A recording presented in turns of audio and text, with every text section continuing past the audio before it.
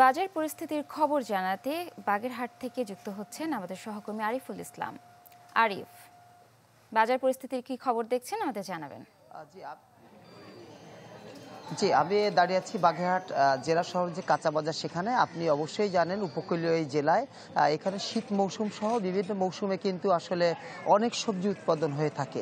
এবছরও তারই ধারাবাহিকতায় শীতের শুরুতে কিন্তু আগাম কিছু সবজি উৎপাদন হয়েছিল এবং এখনো পর্যন্ত কিন্তু দিন যত যাচ্ছে সবজি কিন্তু উৎপাদন বেড়েই চলেছে। শীতের শুরুতে সবজির দাম বেশ চড়া থাকলেও বর্তমানে কিন্তু আসলে দাম অনেক কমে গিয়েছে। দিন যত বাড়ছে সবজি অনেক উৎপাদন হচ্ছে। আর আপনি জানেন যে এই জেলায় সবজি উৎপাদন করে বাগেরহাটের বাইরেও কিন্তু আসলে রপ্তানি করা হয়।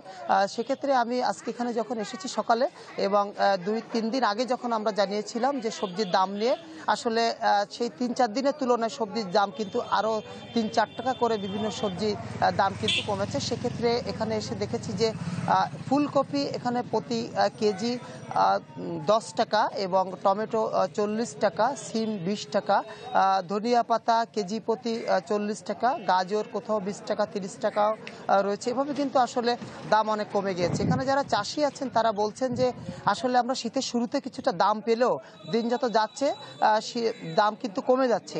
এই কারণে কিন্তু আমরা অনেক ক্ষতিগ্রস্ত হচ্ছি, বেশি লাভ করতে পারছি না। তবে তারা আরও দাবি জানিয়েছে যে উপকরণগুলো আছে, কৃষির উপকরণ, সার, কীটনাশক, এগুলো যদি দাম কমে যায় তাহলে আসলে কিছুটা হলেও তারা আসলে লাভ করতে পারবে, না হলে তাদের কষ্টই থেকে যাচ্ছে। সেই তুলনায় ওইভাবে কিন্তু লাভবান হতে পারছে না। এই ছিল সর্বশেষ। আরিফ, ধন্যবাদ আপনাকে। বাজার পরিস্থিতির খবর জানছিলাম বাগেরহাট থেকে।